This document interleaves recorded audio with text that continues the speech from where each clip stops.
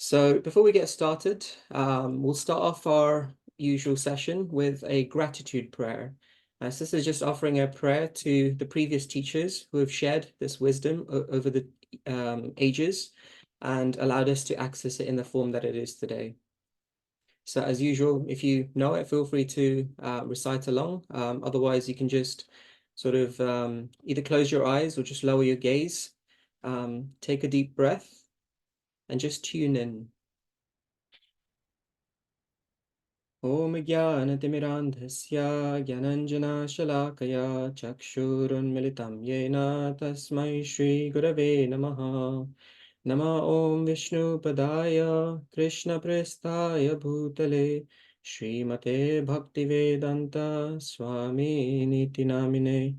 Namaste Saraswati Deve Gauravani Pracharine Nirvishesha Shunyavadi Paschatya Jai Shri Krishna Chaitanya Prabhu Nityananda Shri Advaita Gadadhara Srivasadi Gaura Bhakta Vrinda Hare Krishna Krishna Krishna Hare Hare Hare Rama Rama Rama Hare Hare. So thank you once again for those who've just joined. Today, we're very excited to be having episode 14. So we've been going really strong over the last few weeks. And so today we are at episode 14 of the Wisdom Talks, and we're going to be discussing paradigm shifts of spiritual wisdom. So many of you are previous joiners of our Wisdom Talks, where we delve into the treasures of the Bhagavad-gita and how we can unlock our full potential with these treasures. So each week we have different guests who shed a different light on the topics of the Gita. And today we're very blessed to have the wonderful Shyam Govinda, who's actually head of the Bhakti Yoga Center in Crawley. So Shyam recently concluded a 16-year career in telecommunications and is now a practicing spiritual and mindset coach. So, hopefully you'll be bringing some of that wonderful mindset, things that we can take away and practice ourselves.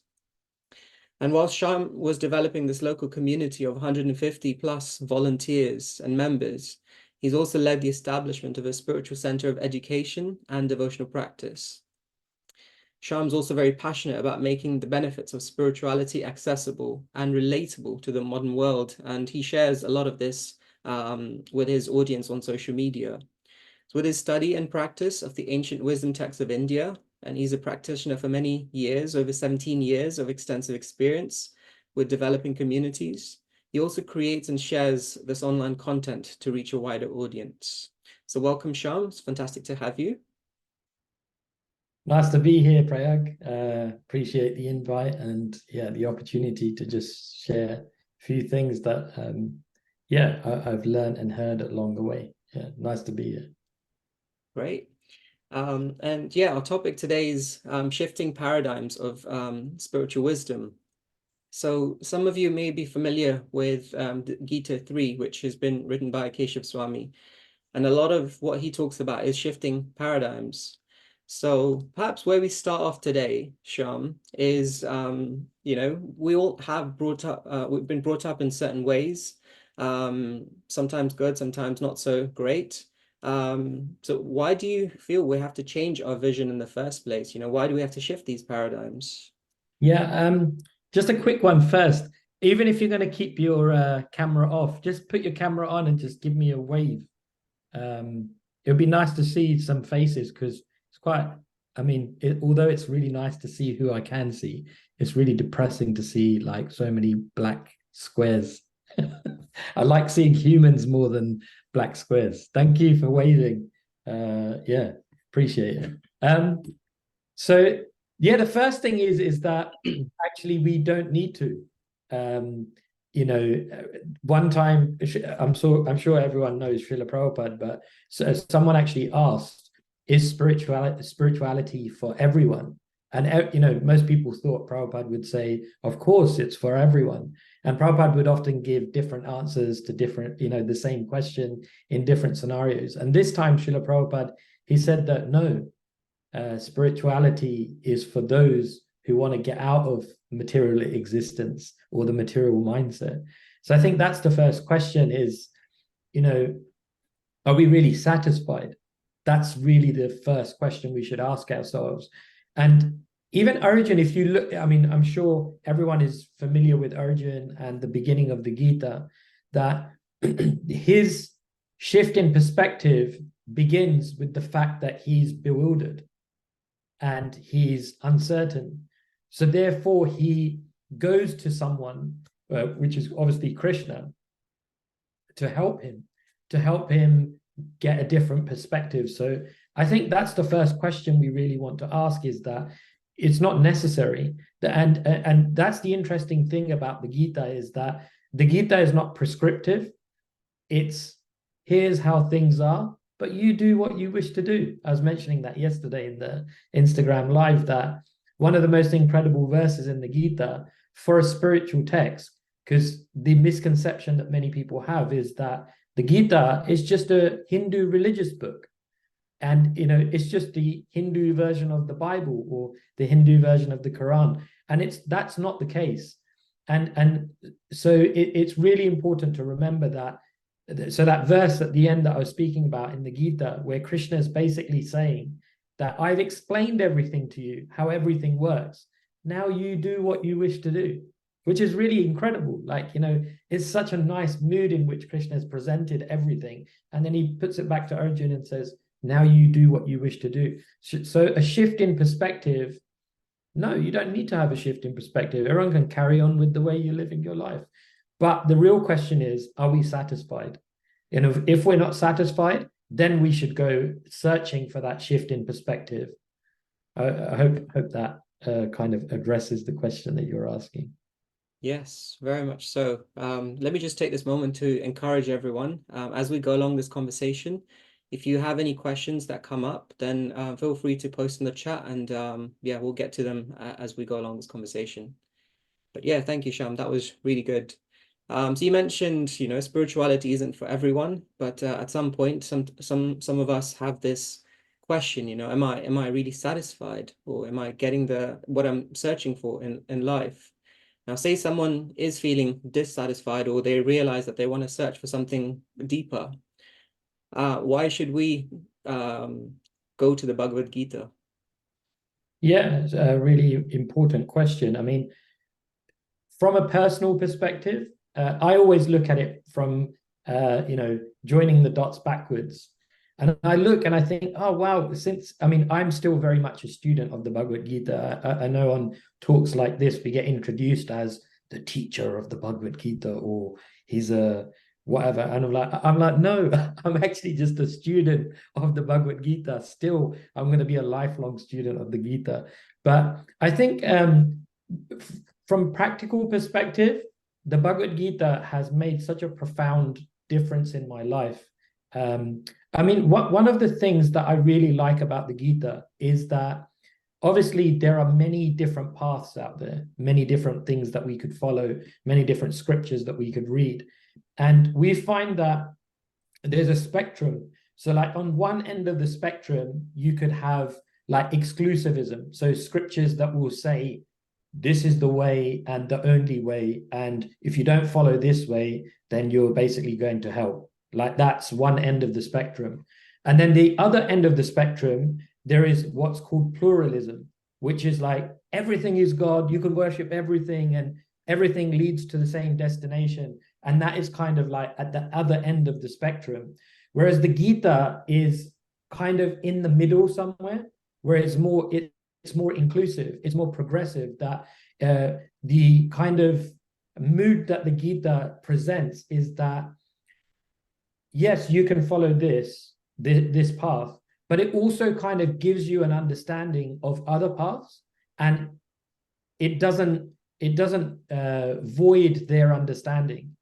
So it gives us some perspective of not only the path that we're following, but it gives us a perspective of other people and what's going on in the world around us, from a practical perspective. So for me personally, I was attracted to that spiritual element of the Gita, that it wasn't so sectarian. It was more about the individual journey of the soul, why I'm going through this particular experience and how we can transcend these experiences and, like, you know, ultimately attain a spiritual destination. So for me, that the absence of that fanatical mindset, that was very attractive to me. And then obviously, in a practical sense, when you observe around the world the practitioners of bhakti yoga, you know, true spirituality, if there was true spirituality, it would be applicable to anyone. Didn't matter if you're Indian, white, black, brown, whatever, you know, background you're from, it would apply to everyone. So that was the first thing. It was just a common sense thing that I was like, yeah, that makes sense. And then the other point is that if the path is a genuine path, then you would see exceptional qualities in the practitioners. And that was the other thing that I saw in the while traveling around the world and going to different temples, different communities, and obviously running the center that we have. We have many practitioners that are visiting and giving discourses. So myself and my wife, we get many opportunities to associate with these different people, and the incredible qualities that they've cultivated, the detachment from materialistic mindset and just the loving nature of the people that are practicing, it gives you great faith that, yes, if I follow the similar path, then, you know, I will definitely get a similar result. So yeah, it fills you with a lot more confidence. That sounds really good and holistic, you know, because you're saying it not only gives us a perspective, but also, you know, it sheds light on other practices as well, which I think is really nice. A lot of us, you know, have grown up with good moral principles, and that, you know, it sort of aligns with what the Gita says. So kind of just building on that original question, why is it that we can't be a good person without accessing the knowledge of the Gita? Yeah, that's a really interesting question. And one of the criteria that or you know, the criteria that usually people use to determine whether you're a good person is how you behave towards other people. That's generally how you know, a person smiled at me or they were very friendly, you know, like, which is obviously valid. That is definitely one aspect of what makes one a good person. But the so in the Gita, it's interesting. So we'll follow the flow of the initial question. So Arjun's bewildered. He doesn't know what to do. And then the second point, which is the best decision that Arjun makes in the Gita, is that he approaches Krishna. Please guide me. Please instruct me. I have no idea what to do. I'm bewildered. Please give me guidance. Then obviously Krishna then goes on to explain that the identity. So, you know, you're not the body, you're the soul. And then he goes on to explain about duty and the effect of duty. And then he explains the qualities of a person that does their material duty and their spiritual duty perfectly. He describes as Atmaram. And he describes all these qualities. And then in the next verse, Krishna starts speaking about karma. Third, fourth, and fifth chapter, he speaks a lot about karma. So I don't know if you guys know, but the Gita has 18 chapters and it's split into three sections. So the first 6 are karma yoga, the second 6 are bhakti yoga, and the last 6 are jnana yoga. And so coming back to this point of what makes one a good person. So the first one is the obvious one. It's based on behavior. But the interesting thing that the Gita does is that it actually gives us a different perspective in terms of accountability for our actions. So the Gita speaks about karma, akarma, and vikarma, right? So good karma, bad karma, and so on. So it gives us a completely different or a paradigm shift of what makes good action or bad action or action with no results. So it gives us actually a much more different or a much broader perspective. So for example, like, you could get someone who is a really nice person, really friendly, really like kind and gentle. But then from the Gita's perspective, there is an action called vikarma. So obviously the Gita is an advocate of ahimsa, which means non-violence. So if you get a person who is committing violence towards animals, but yet is like smiling and being really nice to human beings, and like, is that person a good person, or is it that person a bad person? And it depends which perspective you're looking at it from. Behavior wise, yeah, for sure. But that's a very superficial thing to look at it from. If you look at it from the Gita's karmic, ecological, ethical perspective, then maybe not, because the person has no regard for reaction, both for themselves, but the implications that it has on the other living entity. So this is what I feel the Gita opens up, this new realm of understanding how our actions affect the people around us, animals or living entities around us, and the world around us. It makes us a lot more conscious of the implications of our actions. That's really nice. Thank you. Again, it's all about shifting perspectives, and you've definitely dropped one perspective. So I'm going to prod you a little bit later on other perspectives that we could gain from the Gita. But I just noticed Serena's asked a good question on the chat. She says, for a beginner starting out on their spiritual journey, reading the Gita 3 is quite beneficial. But what other habits could we adopt to help get on the spiritual path? Yeah, I mean, following Keshav Swami is number one. So if you're reading his books, you're never going to go wrong. He's an incredible person. Yeah, I would say the number one thing is, although yes, Keshav Swami is amazing, but if a million people followed Keshav Swami, they're not going to get personal interaction with him. So I would say, yes, that inspiration should always be there, and to follow someone like him, who is an incredible example, very learned, and just an amazing human being. But I think also surrounding yourself with a network of what we call shiksha gurus, because quite often the mistake we make is that we take the term guru and we make it singular, where really the principle of guru is plural. There are multiple people in our lives that we can have a network with that can really help us. So in horse racing, there's a principle called horses for courses. And so that means that if there's a particular type of course, they use a certain type of horse for that course. But then when the course changes and it's a different type of course, they'll use another horse. So in a similar way, for us in our own lives, we want to set up guides, gurus, shiksha gurus, mentors in different areas of our life that we feel this person is exceptional in this area of my life. Or even in spiritual life. Like I've found personally that for spiritual practice, there are particular people that I would go to. For management, there are particular people that I would go to.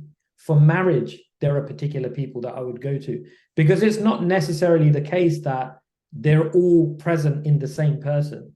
Obviously, we're not going to go to Keshav Swami for like marriage advice. I mean, theoretically for sure, but practically maybe not.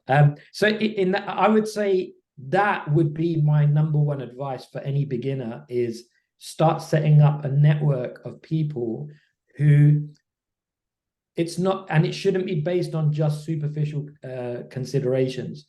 Not because he sang an amazing kirtan, or he gave an amazing class, or she gave an amazing class, or she sang an amazing kirtan. I mean, that stuff is really nice. But all of us know, we're experienced in life, that we really get to know the depth of a person by actually spending time with them, really having a conversation, and just learning the heart of a person.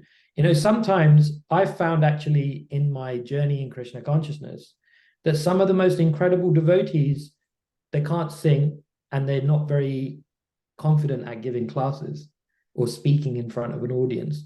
So that's why we have to. So it's actually a relevant time to make this point. So in the path of bhakti, in our spiritual evolution, it's described in the scriptures that there are three kind of levels of devotee. So one is called the Kanishta Adhikari, or the beginner devotee. And then the intermediate devotee is called the Madhyam Adhikari. And then the topmost devotee is called the Uttama Adhikari. On the constitutionally as a soul, we're all equal. But because we are in the material world, we're conditioned to a certain extent. So what Srila Prabhupada would say is that in the beginning, we are Kanishta Adhikari. So generally, you go to the temple or the church or the mosque, and you're just like praying, and it's just between like you and God. That is called a beginner level. But the intermediate level, Madhyam level, one comes to a mature level of understanding. And there's a quote by Sir Isaac Newton, and he says that if I have seen further than others, it is by standing upon the shoulders of giants. So the principle he's saying, the point he's making is that for us to see further, to have more revelation, realization, we have to depend on others. So when you come to the Madhyam platform, one gets to a point where they're able to discriminate. Okay, this person is like at an equal level as me, so I'll make friends with them. This person is like junior to me, so I can help them. I can lift them up. Or this person is like more advanced than me, so I should like learn from them. I should get guidance from them, and so on. So I think we want to come to that platform of Madhyam Adhikari, or intermediate devotee, as soon as possible. You don't want to stay on the superficial platform where we're just impressed by superficial things. We want to get to the real essence and really get to know other people. So my advice would be, set yourself up with a network of people, not based on superficial considerations, but really getting to know people for who they are and what they can actually give you, and in terms of what we need to progress forward in spiritual life. Yeah, I think that's really sound advice. And when you were speaking out, I'm drawn to the example, Keshav Swami sometimes refers to this as if you wanted to break a twig, you just take one twig and it snaps very easily. But you bundle that twig with, 6 other twigs, and suddenly it becomes extremely hard to break. So having that network is extremely important in all aspects of our life. And one point that you made, which I really appreciated, is there's going to be different gurus for different aspects of our life, and we shouldn't try and dump all of our eggs in one basket, because that creates unrealistic expectations as well, and then we end up getting disappointed. So Yeah, I think that was really sound advice. Yes, it's actually a really important point. This idea of like having multiple guides in our life is such an important point. So I'm sure many of you know Kripamoya Prabhu. So I read his book, the Guru Disciple book, many years ago, but I've recently been rereading it. So the foreword is written by a bhakti practitioner called Bhakti Vigyan Goswami Maharaj. And he makes a really powerful point in the foreword. He says that actually, one doesn't need a guru to understand the external practices of bhakti, because you can just look in a book and be like, okay, this is how to chant, this is how to offer a lamp to the deities, this is how to do. You can do that all from a book. One needs a guide or a guru to know how to deal with everything that goes on inside when you're going through the practice of bhakti throughout your life. And I'm not sure if the audience is aware, but the bhakti scriptures describe the 9 stages that one goes through. So initially, we start at the stage of faith. So, everyone that's on this call or any events that you go because there's some base level of faith that you have that there's something in this. Then when one has that faith, one starts to associate and spend time with those who are ahead of them, and they start hearing from them, they start associating with the bhakti practitioners. Then through that association, one becomes inspired that, yes, I also want to practice spiritual life. That's the stage is called bhajana kriya, which means we started our practice. Then and all of these stages are incrementally higher stages of faith. So your faith just keeps increasing. So after the state, once you've started at the 3rd stage of practicing spirituality, so either through chanting or whatever particular, mainly chanting, but it could be anything, could be hearing. Then the fourth stage is called anartha nivritti. Anartha means lust, envy, pride, greed, anger. Because, like initially at least I can speak for myself. I'm a good person. There's nothing wrong with me. Like I'm a good person. But until you actually start chanting or actually start practicing properly, and the analogy is that imagine you have a locked room, right? And nobody's been in this room for thousands of years. And now when you start spiritual life and you start practicing, you're opening that door, right? And you walk in, and initially it's like, what would happen if the room was locked for like hundreds of years? There'd probably be a thick layer of dust like this on pretty much every flat object. So we initially walk in and we think, oh, it's dirty, but it's not that bad, right?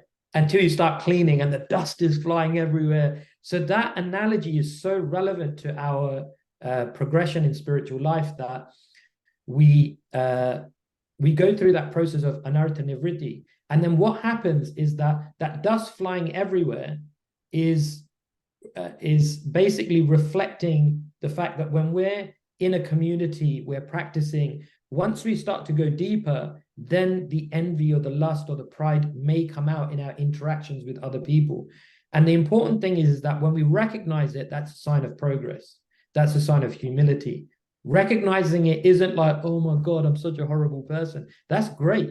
The fact that we can recognize the negative qualities that are coming out of the heart, because it's described that the process of spiritual life, we are trying to see who we really are so that we can have a relationship with our creator or where we actually come from. But the problem is that the mirror that we're looking in is covered with dust. And the process of spiritual life is the cleansing process. But the problem is that when we go through that process, we're usually pretty much in our head, and that's why we need guides. That's why we need a guru. We don't necessarily need a guru to show us all this stuff or to have a nice entertaining lecture that we can be like, wow, what an amazing lecture. It's more to be guided through that internal process of anartha nivritti so that we can really flourish. And that's the guide or the guru or the mentor's responsibility, is to lead the disciple towards a place of autonomy. So sorry, I wanted to just add that in because I thought that was a very relevant point for this question that someone had asked. And she sends her thank you for your response, actually. Very well covered. Another point you just made, really struck me, is that sometimes, we attend, whether it's, a podcast or hear a lecture or go to a retreat, and it's great at the time, we feel very inspired. And then pretty much after we switch off from it, whether from the podcast or we go home from the retreat, then it's very easy to go back to status quo. So how can we prevent just kind of reverting back to our usual habit, and how can we make lasting or transformational changes that helps us to actually transform or shift these paradigms? There's such a relevant question, and an amazing question, and very relevant for all of us. For me personally, what worked is setting up protective nets, because unless you're a super strong-willed person, for most people, it's very hard to stick to a resolve and be like, I'm going to do this every week. And especially when the weeks aren't good, or you're dealing with things that don't feel very nice. Or so for me, that protective net can take many forms. So one protective net is taking some type of responsibility, because although sometimes we think we have to wait until I'm kind of at a certain level before I can offer some type of service. So that's the first point, is that generally we're learning through hearing. So the first point is, with hearing has 4 levels. So hearing is, you're hearing, you're trying to be attentive.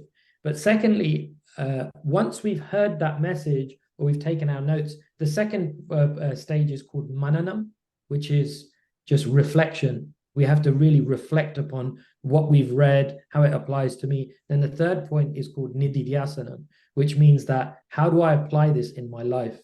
So there's a really incredible quote by Viktor Frankl, who was a Holocaust survivor. And he says that between stimulus and response, there is a space. And in that space lies our ability to choose our response. And in our response lies our growth and our freedom. Such a powerful quote. One of the most amazing quotes that, especially for spiritual practitioners, really important, because sometimes we can just get very mechanical or automated in spiritual practice. But we have to realize that in the beginning stage, we are going through this cleansing process, clearing the heart.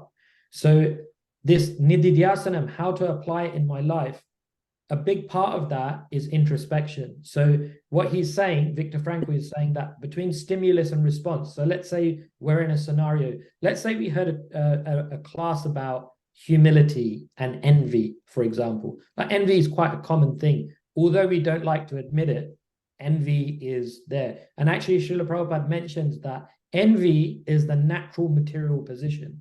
So unless we're purely spiritual, there is some level of envy within us. And it manifests in many different ways. Like, you know, if we see a peer getting glorified, or, you know, getting a round of applause, we might feel like, why not me? Why him? Why her? Why not me? So that's one of the signs of envy. Or if we see a peer progressing somewhere and we're trying to actively keep them in their previous position, that's just another sign of envy. And these things happen. So what Viktor Frankl is saying is that stimulus is when we feel like that.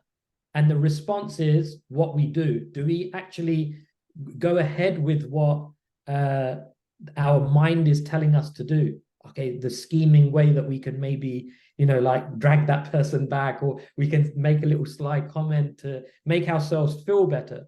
So it's just an example. So what Viktor Frankl is saying is that between that space of stimulus and when we respond, increase that gap, increase that space, because that space, when you reflect, when you think about it and think, oh, well, what am I going to decide to do? That is where our freedom lies. That's where our choice really lies. And the interesting thing is, in the Bhagavad-gita, Krishna actually gives the hierarchy of the sense objects. Then he says higher than the sense object is the senses, higher than the senses is the mind, and higher than the mind is the intelligence. So in that example that I was saying, that, you know, when we're kind of like provoked by our envy, so the mind, that's on the level of the mind. The mind is saying, oh, you know, do this or do that, you know, and it happens so fast we're not even conscious of it.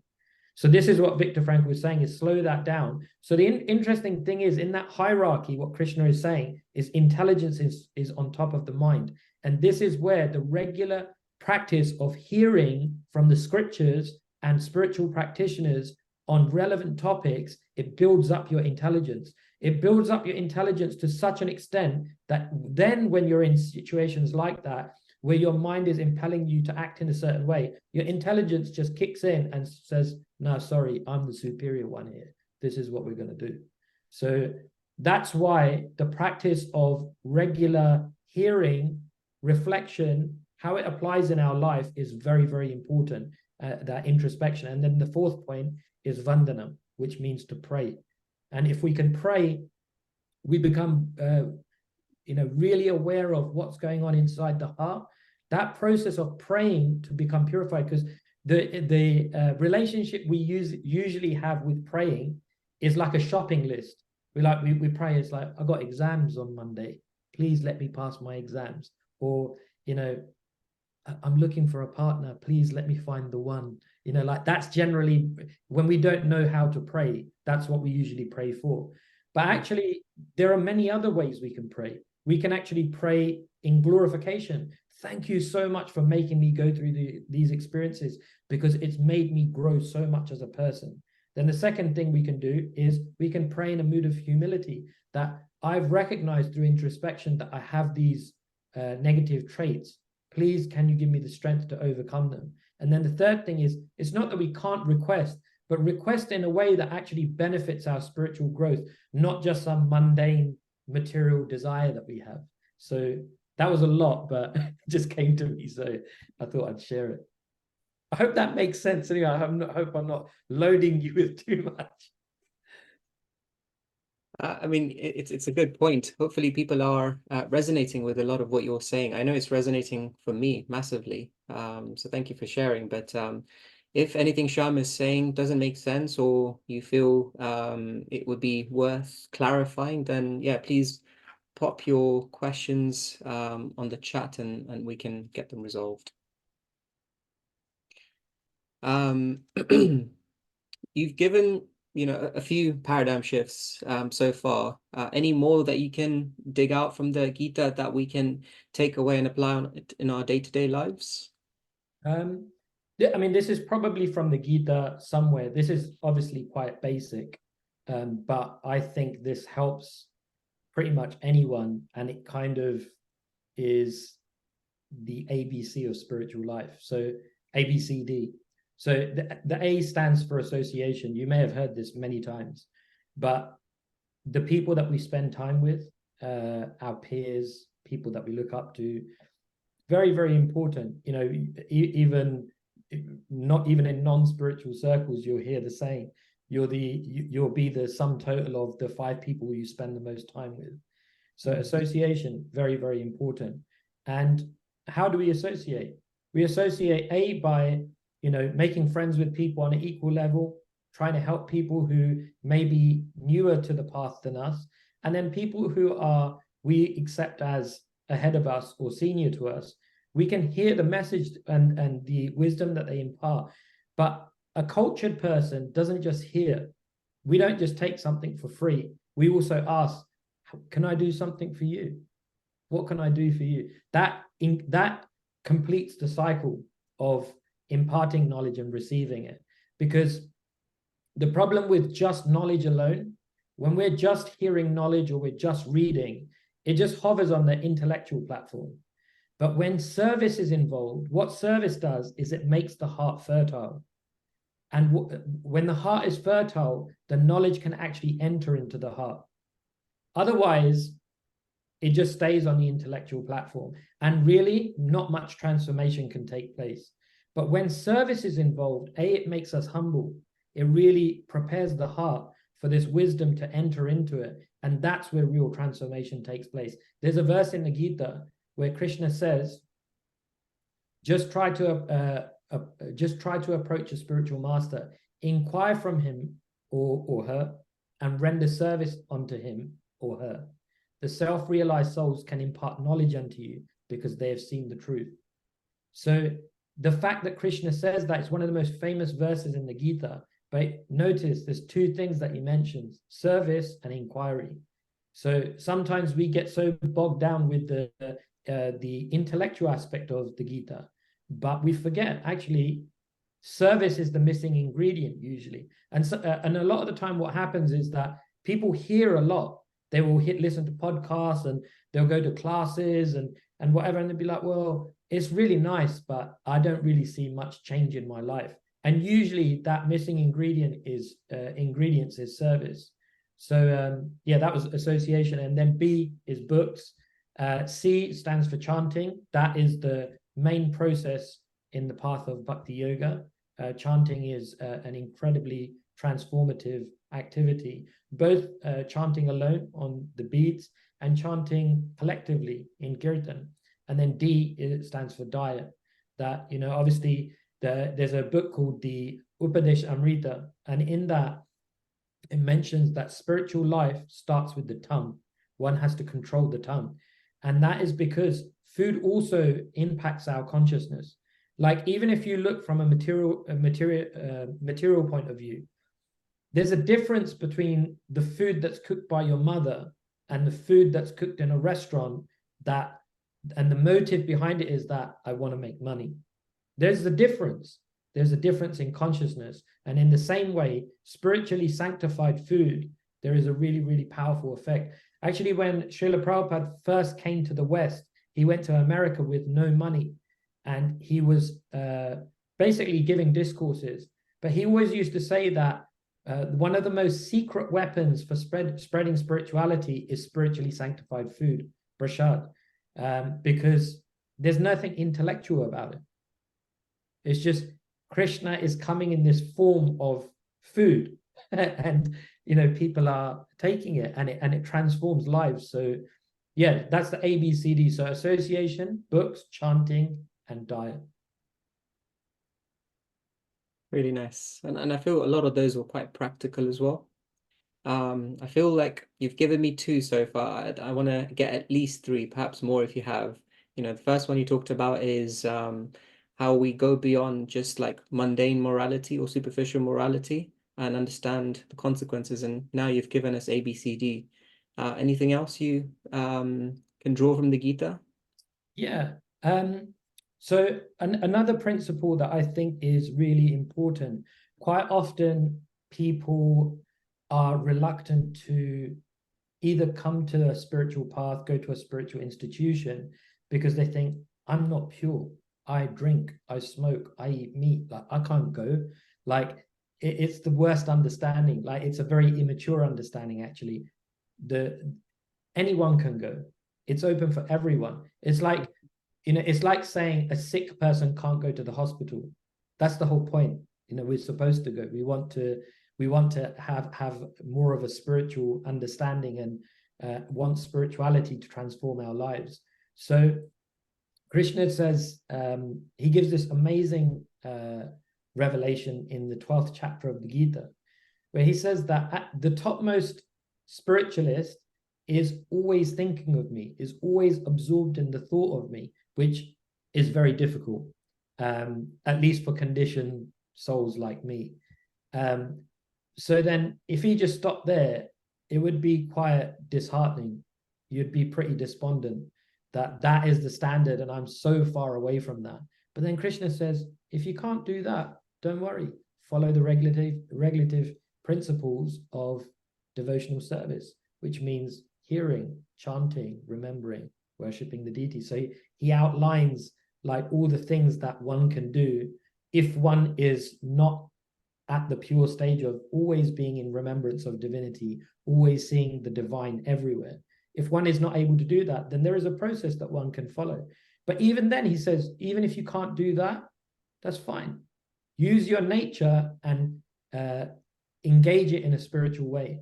So, for example, we have a local community that I manage, and we have a center, and we have bills that need to be paid. So we have an accountant, and the accountant, that's his service.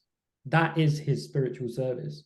So that's an example of how, or you could be good at cooking, and that's fine. You're just as relevant and important as the person that sits at the front giving the class.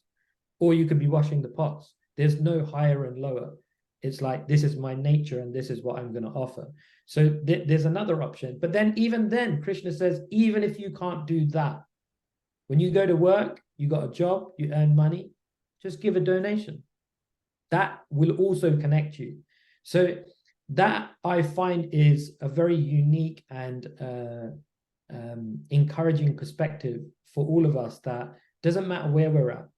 We can all step onto the ladder at one of those rungs. So I find that's encouraging and gives us hope. And I've seen numerous people that may have started at the bottom rung. I know these people personally.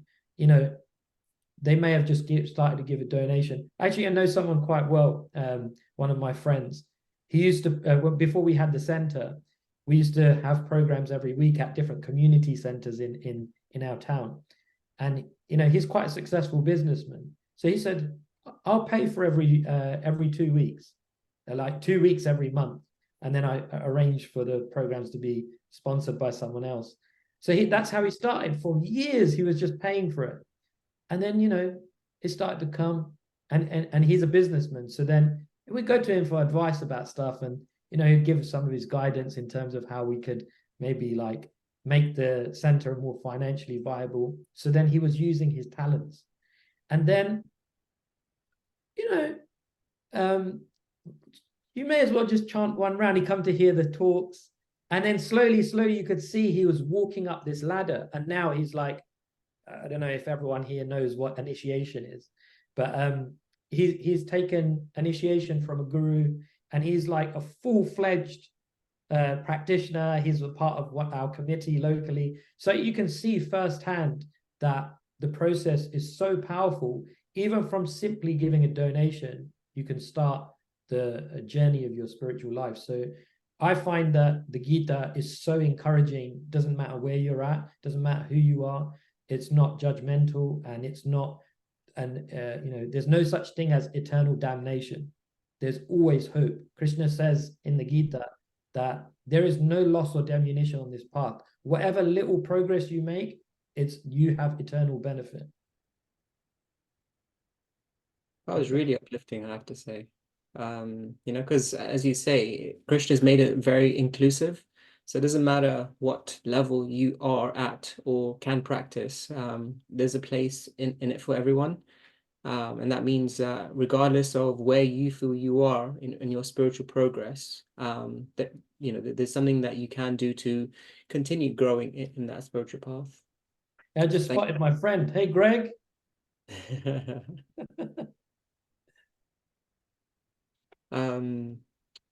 Got another question on the chat. Thank you, Serena.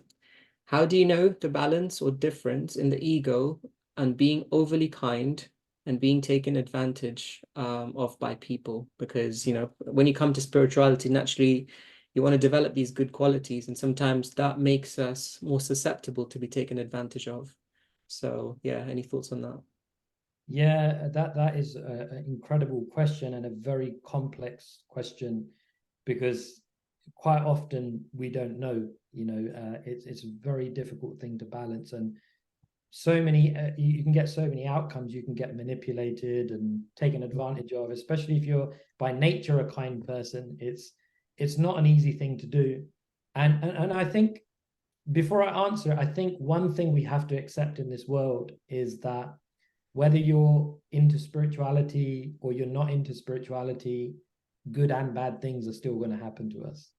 So that's the first point, is that, regardless of whether we come to the path or not, we can't control the external environment, because we're in control of how we respond and our own destiny to a certain extent, but we can't control others. And all we can do is act in the appropriate way with the knowledge that we have. So, yeah, how do we know whether it's envy or, what was the question again? Can you just repeat that? Yeah, absolutely. How can we make sure that we don't get taken advantage of when we're trying to develop good qualities on this path? Yeah, I mean, the Gita is actually a very relevant topic of discussion for this subject, because if you look at, a lot of people ask, why did the war take place in the first place? Like, I thought the Gita was a book of peace. Like, why is it on the battlefield? Why is Krishna encouraging this guy to fight? Like, and I think it's very instructive for us, because if you look at the story of the Mahabharata, throughout the Mahabharata, the Pandavas are going through so much injustice, so much heartache and pain, so much suffering they went through. And even despite all of that, so they had, so just to provide context, at that time in the world, and this isn't mythology, this is real Vedic history. So at that time in the world, they were basically ruling the earth. And this was like over 5,000 years ago. And they had been wrongly usurped of their land. And what they did is that they kind of accepted all the things that came their way. So they went out on exile, they came back. They were actually owed some of the land back. And they actually even asked for a few like barren villages that had no prosperity or anything. And the Kauravas, they basically said, we won't give you enough land to drive a needle into. So they basically usurped all the land, and they had the worst injustice done to them. And Krishna actually, as a last resort, he went to the Kauravas as a peacemaker, and to ask, like, let's figure this out, let's resolve this. because, you know, like, we don't want to go to war. But the other side was so unrighteous. And someone actually asked me the other day and said, like, you know, why did they have to go to war? Like, you know, and the answer that I gave is that, imagine if you took your niece to the park and someone just randomly came and just like tried to snatch your niece away. Like, would you not retaliate to try to protect the niece, your niece? You would, of course. You're a non-violent person, but certain scenarios require us to use force to try to do the right thing. And that was the predicament that the Pandavas were in and Arjun was in. So the war had to go ahead. And in a similar way in our own life, that despite having, you know, a clear conscience, and obviously through guidance, because sometimes the mind can really take us away. And this is why it's really important for us to really build up the mind, build up the intelligence through the regular study of scripture, through hearing from advanced practitioners, and the practice of introspection. It can really help us to connect with what is right, what is wrong. But even then, when we know what is right and what is wrong, we still may have to go through some type of injustice, just like the Pandavas did. That's just the nature of this world. So we can do everything we can to get guidance, to try and do things in the right way, but it's not always going to affect the external result of what goes on around us. I don't know if that helps, but yeah, there are a few thoughts. Yeah, I mean, for me, definitely again resonated, but hopefully Serena can let us know if she has any further questions on that. Susan also chimed in. So first of all, with gratitude, she I think she found it quite useful. She had a question that said, does the Gita address having regrets with any practical advice for processing them? Which I think is another good question. Yeah, so with regret, like, yeah, regret is one of those things that I think the mind is pretty much absorbed in for many of us. But a really nice way we can understand it. So I don't know if you've covered the topics of the three modes. So the mode of goodness, the mode of passion, the mode of ignorance. So the Gita speaks about these three energies that basically pervade everything in this material world. So an example would be, say if you got three different people, and the first person walks past a homeless person and they basically put £5 down and they just give him a fiver and walk off, right? The second person walks past and he puts down £5 and walks off. Or let's say, no, he puts down, I don't know, some food for the person. So the first person's put down £5, second person's put down some food for the person, and then the third person has, you know, got some spiritually sanctified food, or just say, yeah, food. Again, he's put down. So the first person is explained, he would be in the mode of ignorance, because although they've all seemingly done the same activity, the motive or the repercussion of the activity is completely different. Because the first person's put £5 down, that person's now going to go to the liquor store and go and get like alcohol, or go and buy like a beef burger from Mackie D's. So they become implicated in that knock-on reaction. So that's described as being in the mode of ignorance, because, you know, they've kind of performed an activity in ignorance of the end result. And then the second person, although they've not put a £5 note down, they've given some food. The mood in which he did it is like, I'm such a great person, look at me, benevolent, you know, and acting all high and mighty. So that's described as better motive, or better action, but the motive behind it was for prestige. So that's described to be as in the mode of passion. And then the third one, they've also given food, but they gave it with not wanting anything in return, not with a puffed up attitude, but they did it out of duty. That's described as being in the mode of goodness. So the Gita describes this idea of the three modes of material nature, and it affects everything: the time of day we wake up, the type of friends we have, the type of understanding we have in life. Everything in life that you can think of would fit into the category of the mode of goodness, passion, and ignorance. So why are the three modes important, and why is it important to get to the mode of goodness? So the analogy of a runway is really important. So the mode of ignorance, when one is living a life predominantly in the mode of ignorance, it's like a plane that's trying to take off when the runway's like this. You basically got no chance. The plane won't even get going. When one is in the mode of passion, the runway's like not as like up and down, but it's bumpy. Again, there's no chance that plane is going to lift off. But when one is living life in the mode of goodness, it's a flat runway. That plane is going to be able to get enough traction to be able to lift off. And what does lift off mean? That means one has transcended the three modes. So the mode of goodness is good, but we don't want to stay in the mode of goodness. We want to come to the spiritual platform. So taking that understanding of the three modes also affect the way that we think. So with this topic of regret, if one is focusing on things that don't matter and you cannot change, one is in the mode of ignorance. If one is focusing on things that do matter, but you cannot change, one is in the mode of passion. But if one is focusing on things that do matter and that one can change, one is in the mode of goodness. So we should always apply this principle to our thoughts.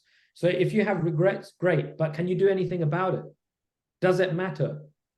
It's a mode of ignorance. So we should get ourselves in the mindset of thinking, what mode am I thinking in? Because if we're predominantly thinking in the mode of ignorance, ignorance is degrading. It will pull us down. With mode of passion, it will just keep us in a cycle of unlimited desires. We won't be able to progress again. But mode of goodness is liberating. It actually permeates our whole existence with knowledge. So we want to get into the habit of being in the mode of goodness in every aspect of our life, but starting with the way that we think. So that's a good way that we can deal with regret. Is that okay? Sorry. Yeah, hopefully, Susan, that helped with your wonderful question. I've not got any other questions in the chat at the moment. If anyone does have any burning questions, feel free to raise your hands or post them on the chat. Yeah, Susan seems satisfied with that response. And thank you everyone for taking your time out to like be on this call. Like I really appreciate it. I'm sure everyone's really busy, and yeah, so really appreciate that you took the time to come on and be together today to hear from the wisdom of the Bhagavad-gita. It's amazing. Okay, great. So yeah, given no further questions, I'm just gonna round off. What I like to do, and this is something some of my teachers have taught me, is when we are simply listening, we only actually retain about 30% of what we hear. When we write something down, that actually doubles to about 60%. So I try to get into this practice of writing down when I'm hearing something, so then I retain it better.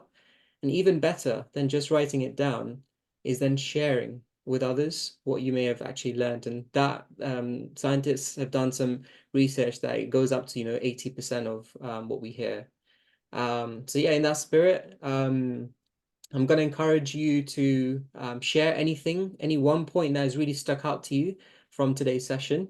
But at the same time, I'm also just going to share some of my thoughts. Shyam, it was a really fantastic session. You started off by asking that important question, is spirituality for everyone?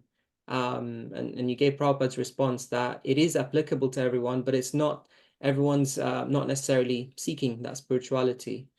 And generally, if we realize that we're not in a good situation, if we're not happy and we're looking for something deeper, then that's kind of when we need to start changing our perspectives.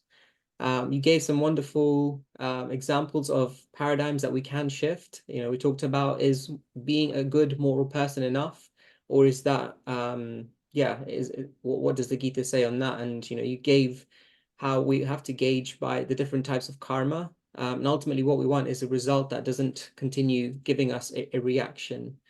One of the points that I've really taken away from today's session is the habits that we can develop to really imbibe and take this forward. And that was developing this network of gurus or teachers and mentors that can really help us in different aspects of our life. And sometimes that means that, just like we may have a dusty room that may not appear so bad, but once we start cleaning it, all the dust will be flying around. So things may actually appear to get worse, but all it is just making progress in that path of spirituality. And how can we make it last? I really like the four-step process you gave. First, we hear something, then we have to contemplate it further, and then see how we can apply it in our life.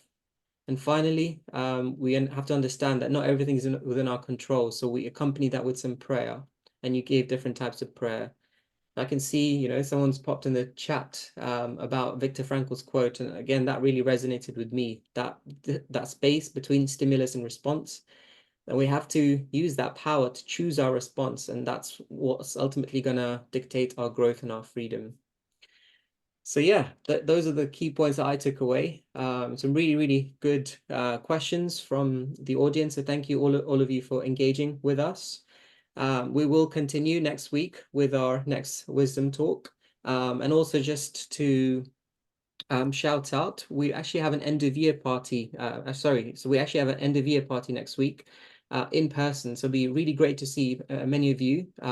It's going to be held at Neil's Yard in Covent Garden, same time next week, 28th of December at 7 p.m. So please do join us. We're going to send out the details on our WhatsApp announcements. And finally, once again, thank you so much, all of you, for joining. And thank you, Shyam, for sharing all of your insights today. Thank you. Okay, thanks all.